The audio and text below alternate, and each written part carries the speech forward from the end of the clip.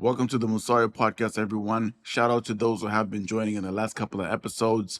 Today we got a special one, but before we get into it, please do hit the like and subscribe button.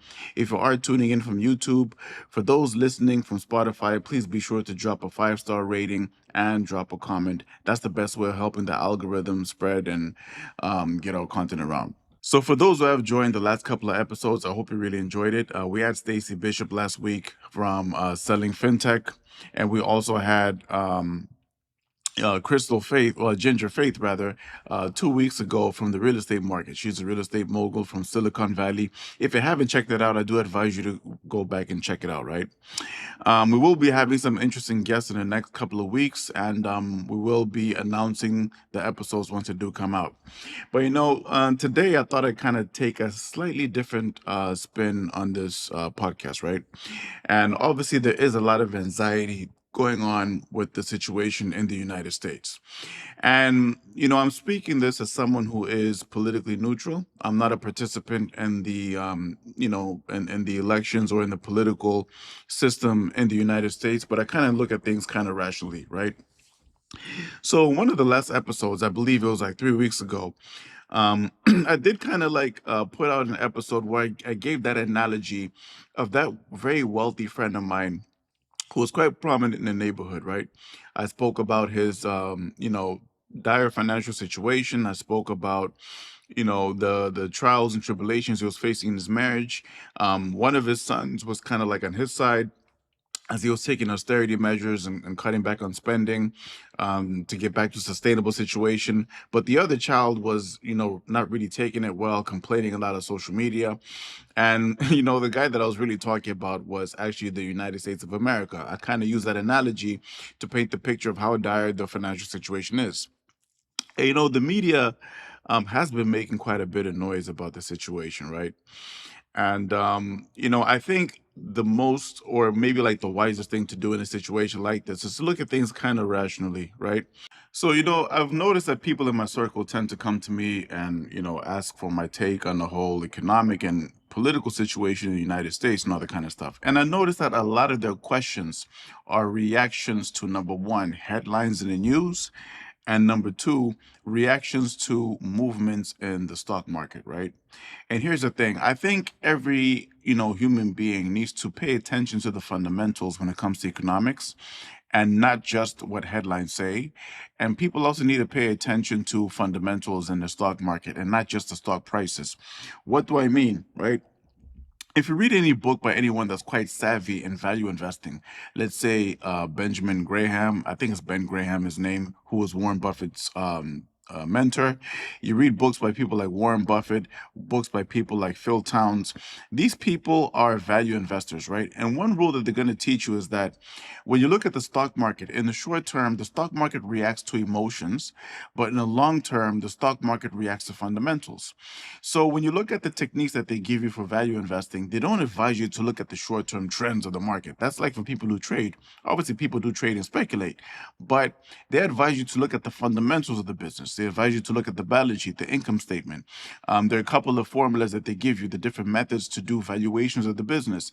And based on the business valuation, you can tell whether the stock price is below the business's real value or if the stock price is beneath it, right? And ideally, they advise you to go for businesses whose stock price in the market is below the actual valuation, because if the fundamentals of the business are good, long term the stock price eventually is going to rise and you're going to make really good gains. That's the rule that they apply in their portfolios. So what am I trying to say?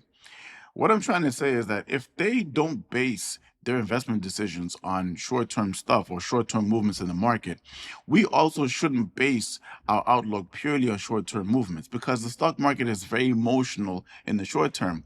But long term, the companies that are going to gain are companies that actually, stand the test of time and perform and continue to grow over time. Right.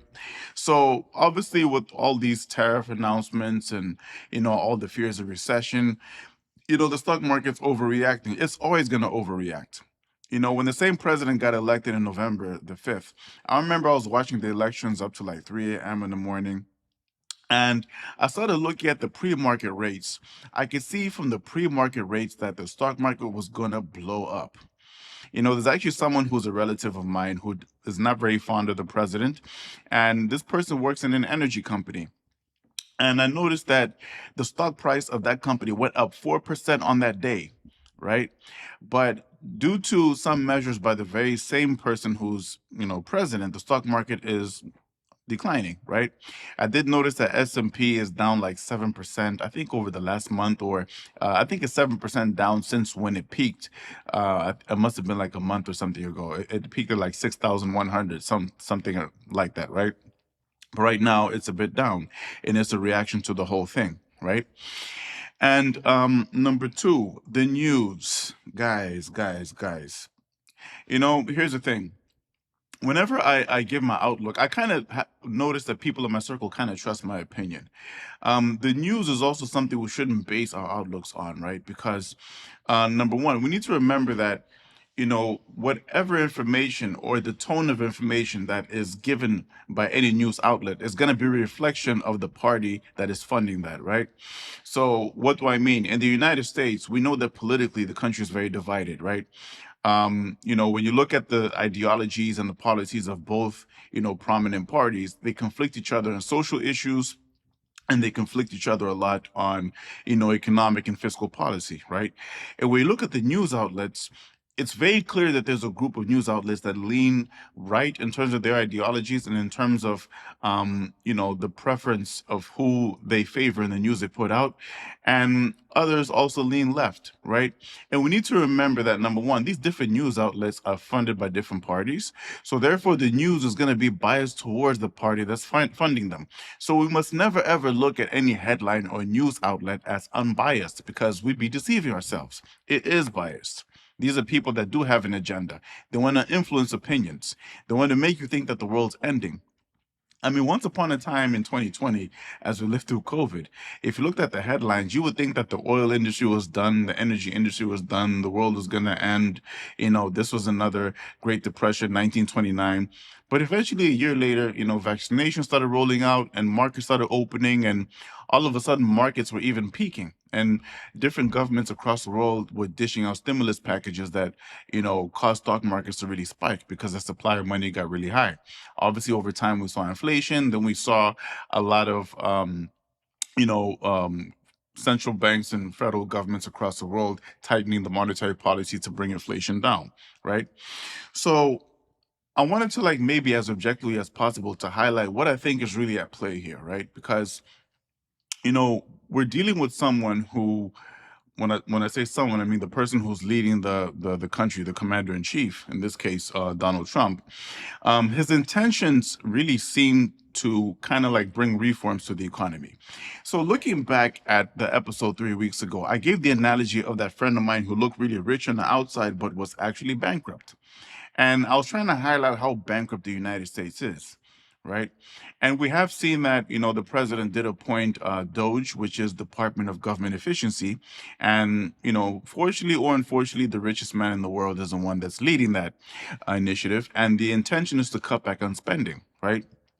And there has been a lot of news on the cutting back on spending, and unfortunately, there's been a lot of misinformation in the mix.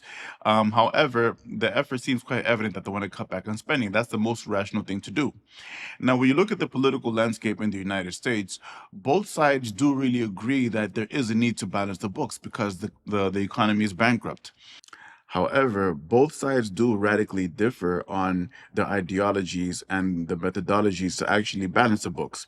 One side is more inclined to increasing tax on the wealthy people in order to increase the collections, but the other side, as we're seeing practically, believe in reducing the spending, right? For various reasons. Number one, there are a lot of allegations, and there have been reports of fraud in the spending, and also a lot of waste and inefficiency. And number two, by cutting down spending, it does also reduce money supply in the market, and that could be a downward pressure on inflation, because we are seeing a long-term effect of inflation as a result of the stimulus packages that were released and approved during and a bit after COVID, right? So here's my take on the whole thing. Number one, I do believe that it is the best thing to cut back on spending. I gave the example of that fictitious friend of mine who was in dire financial situation due to, these crazy spending habits that he had. And the best thing he could do was to sit down and really cut back on spending, cut out on non-essentials.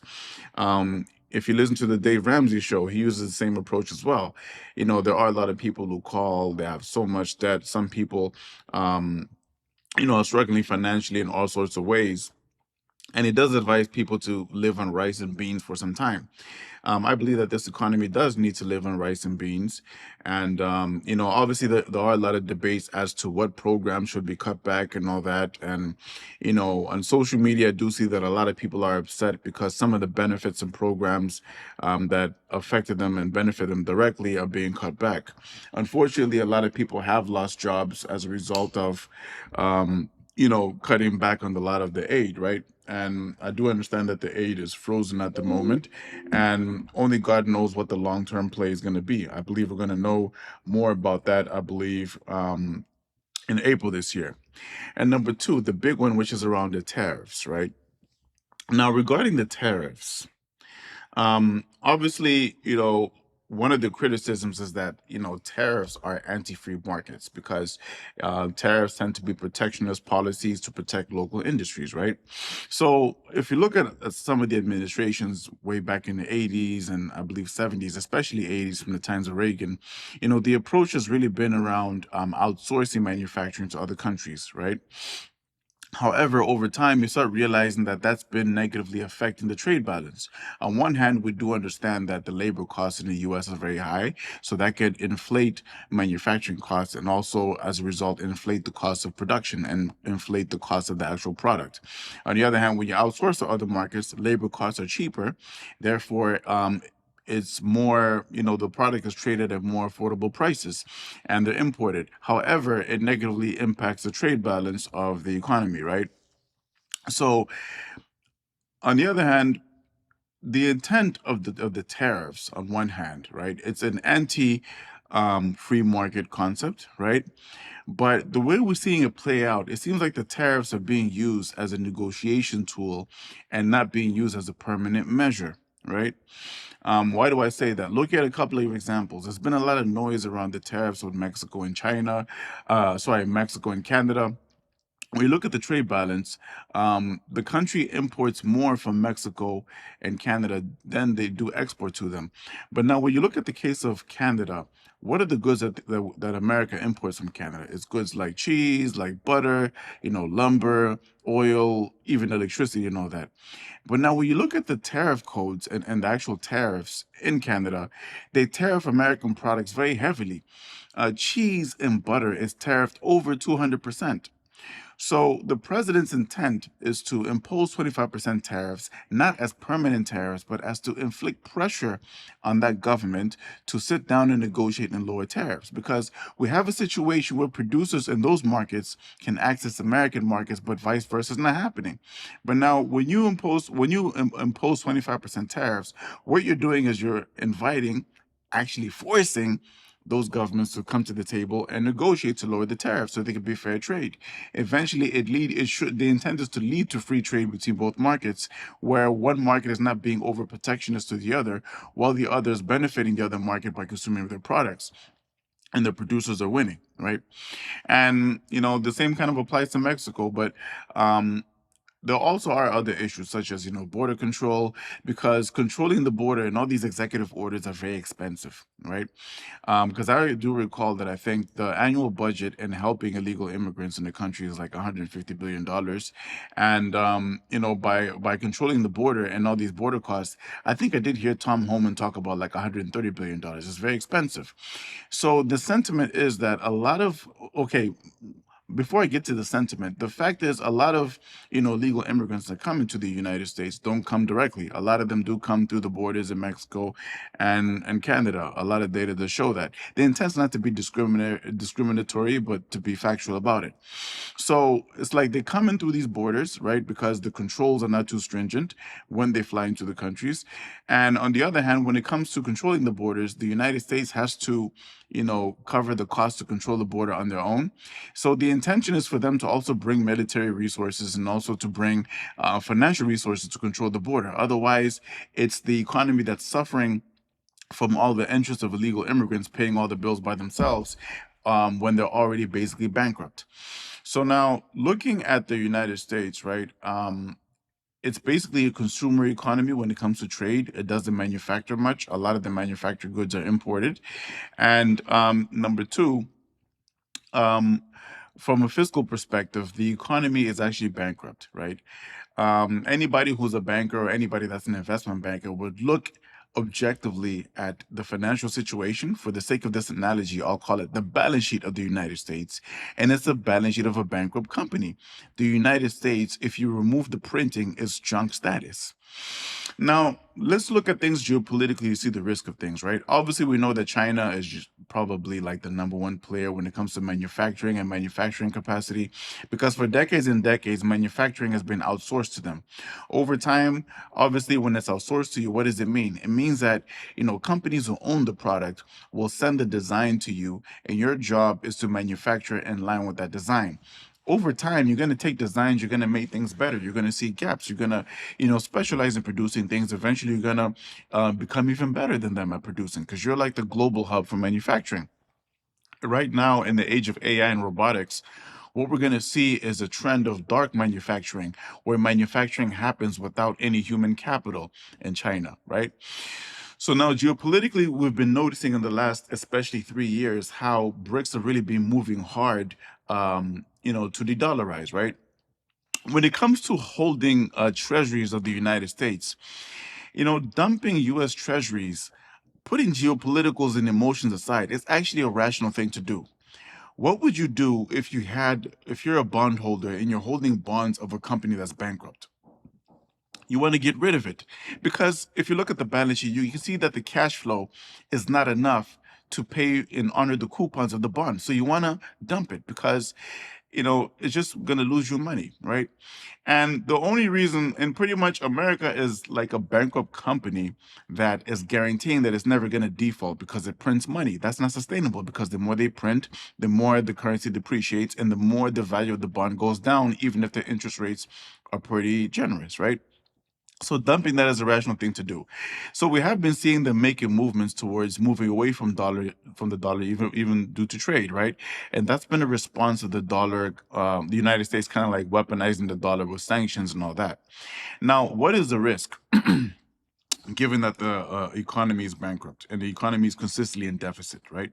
We saw that in 2024, the spending in the United States was north of $4 trillion, while no, the spending was $6.75 trillion, while the revenue was north of $4 trillion, and that left the deficit close to $1.9 trillion, right?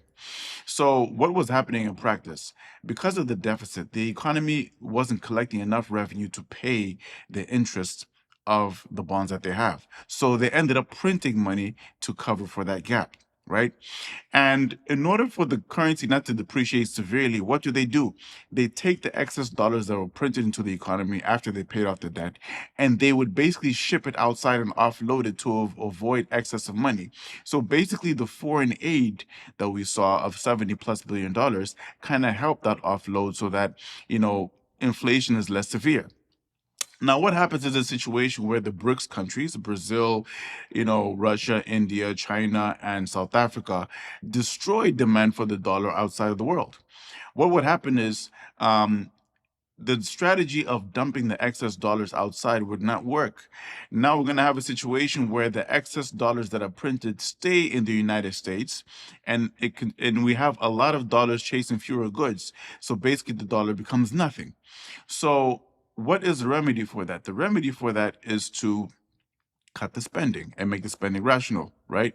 On the other hand, I do understand people on the left. They do have a valid argument that, the wealthy people are not taxed.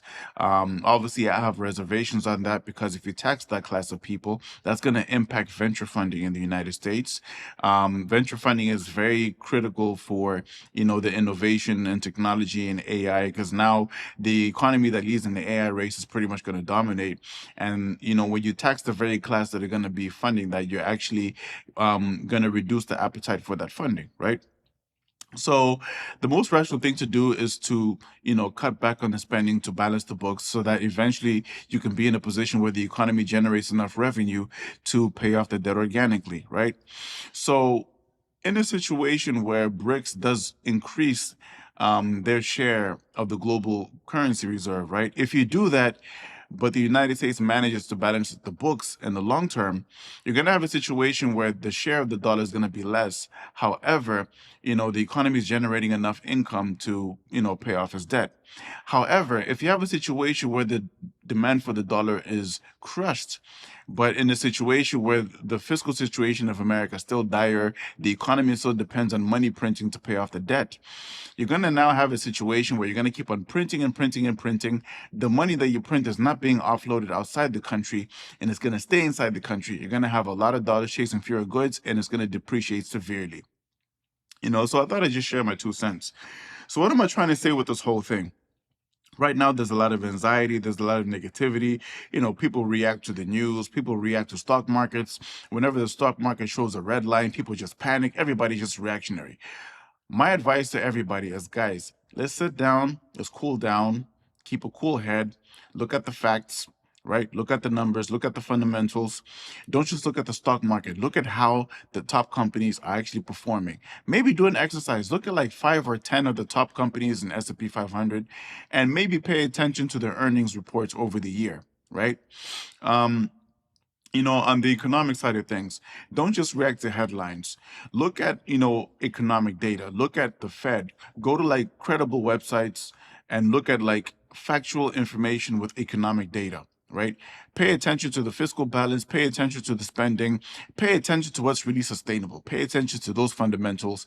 And what you should be focusing on is whether the policies that are coming out of the White House are taking the country in a better direction. Because at the end of the day, the agenda of a lot of news outlets is to sell propaganda, whether it's in favor or against the administration. Like, we'd be fooled if we ever thought that they're not being um, biased towards one side or the other. They have an agenda. They want to influence your opinion because eventually, if you're a United States citizen, they want your vote in their favor. So, anyways, I thought I'd just share my 2 cents in this whole thing. I hope it gives somebody a fresh perspective. I'm not really telling you to take any side. I did kind of share what my opinion is, but my intent is for you to sit down with a cool head. Do not base your opinion purely on the news and purely in the stock market. It's all reactionary because with all the news outlets, don't always remember that whenever you click on them, you're doing exactly what they want you to do. They want you to click on their articles. That's how they make money. They want eyeballs. They want you to click on the YouTube videos because the more you click, the more ads YouTube is going to sell, the more they're going to monetize and make money out of you panicking. That's what they want you to do. So what I'm saying is just keep a cool head, right? Look at the facts, and these are things that are going to play out over the medium to long term. It's not, an economy is basically changing its playbook to fix a very severe problem, which is, the trade that is not happening freely with other countries and also the fiscal balance, which is not healthy. It's kind of like having cancer. When you go through chemotherapy, your hair is gonna fall off. Like, don't expect to do chemotherapy and look gorgeous like J Lo the next day. Okay, I hope my wife doesn't hear that. But anyways, it's not gonna happen. Your hair is gonna fall off. You're not gonna look nice. There's gonna be a bit of pain during chemotherapy, but over time, hopefully everything plays out positively. So, just chill, stay calm, just pay attention to the facts. Don't be too reactive. And above all, God bless you and thank you so much for joining this episode.